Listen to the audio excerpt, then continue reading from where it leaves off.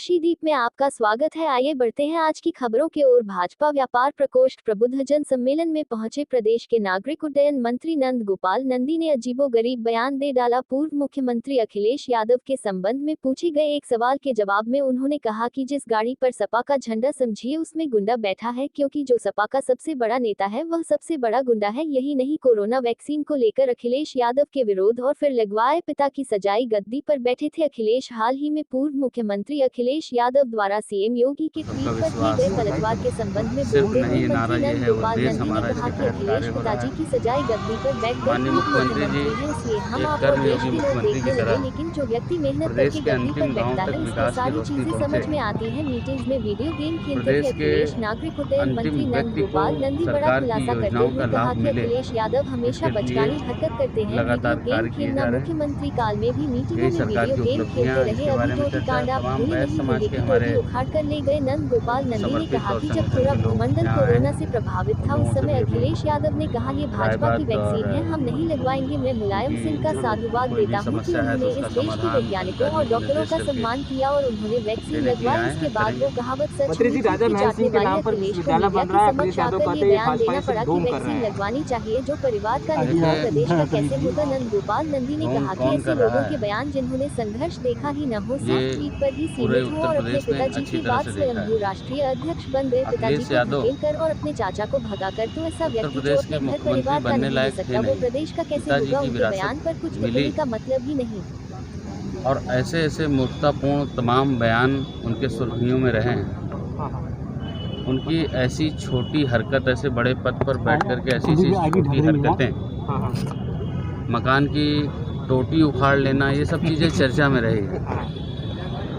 फूंक कर चाटना जिसको कहते हैं, उन्होंने कहा कि ये भाजपा की वैक्सीन है, हम नहीं लगाएंगे।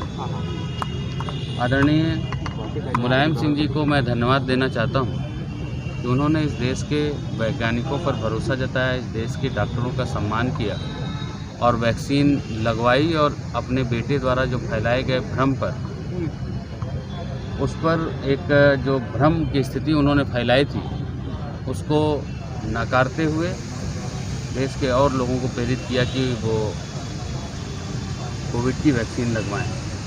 ऐसी बहुत सारी चीज़ें उन्होंने करी है, चाहे वो पप्पू का साथ रहा हो, चाहे बुआ का साथ रहा हो।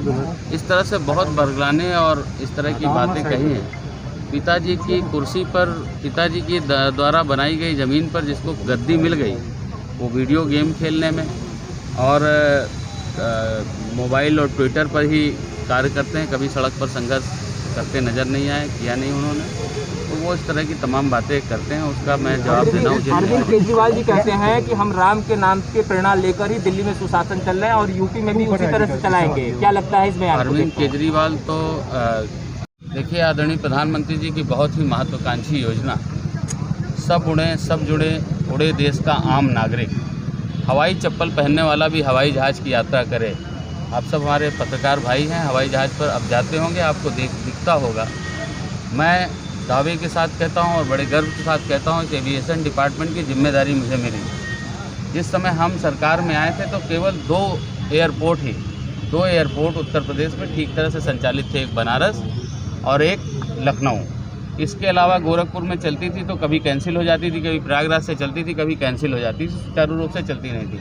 आज हम गर्व और दावे के साथ कहते हैं आज 8 एयरपोर्ट ठीक तरह से संचालित हो गए हैं और 24 जगह केवल यहाँ से उड़ान भरी जाती थी, आज 75 जगह हवाई उड़ानें भरी जा रही हैं और आने वाले समय में 5-10 जगह और बढ़ जाएगी और हम 100 का आंकड़ा पार कर लेंगे। तो हमने जेवर एयरपोर्ट, जो चुनावी झुंझुना हुआ करता था, बसपा आती थी तो कहती थी जेवर एयरपोर्ट, सपा आए तो कहे जेवर एयरपोर्ट, लेकिन ठंडे बस्ते में रहता था। वो जेवर एयरपोर्ट आज उत्तर प्रदेश के मुकुट के रूप में बनने जा रहा है। आदरणीय प्रधानमंत्री जी जल्द ही उसका शिलान्यास करेंगे और सब उड़े सब जुड़े, उड़े देश का आम नागरिक, हवाई चप्पल पहनने वाला भी हवाई जहाज़ की यात्रा करे, ये ज़मीन पर दिखाई देगा। टी.एस. सिंह बोलते हैं कि गुजरात में बारिश होती है तो छाता लखनऊ में लगता है। अब देखिए, अब इस तरह की नंदी भैया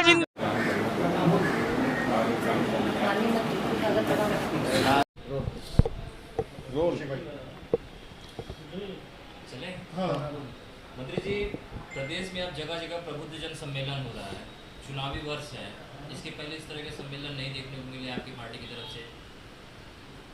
देखिए, भारतीय जनता पार्टी का ये मानना है कि डेमोक्रेसी को, लोकतंत्र को अगर मजबूत करना है तो उसमें बुद्धिजीवी जो हमारा समाज है उसकी सक्रिय भागीदारी होनी चाहिए।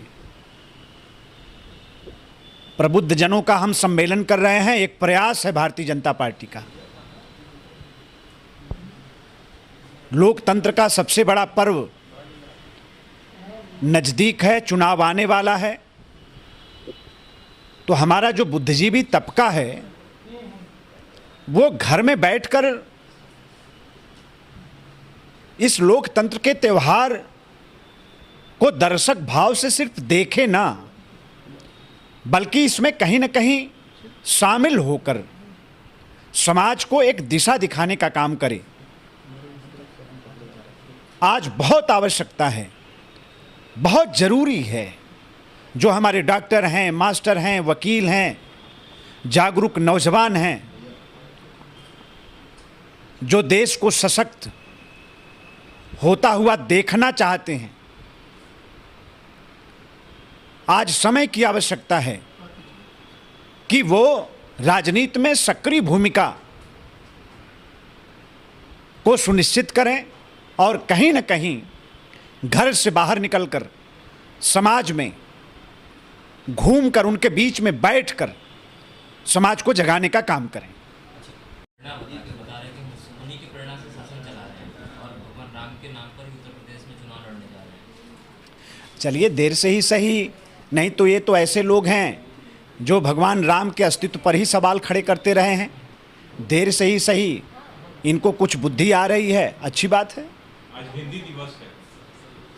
मैं बधाई देना चाहता हूं और हर भारतीय के से निवेदन करना चाहता हूं, और ख़ास तौर पर नौजवानों से मैं निवेदन करना चाहता हूं कि हिंदी हमारी माटी है, हमारी परंपरा है, हमारी संस्कृति है। इसको सशक्त बनाना हर भारतीय का कर्तव्य है। हमारे नौजवान योगदान करें, हमारी हिंदी और सशक्त हो, मजबूत हो और पूरे देश में स्वीकार्य हो, पूरे दुनिया में स्वीकार्य हो।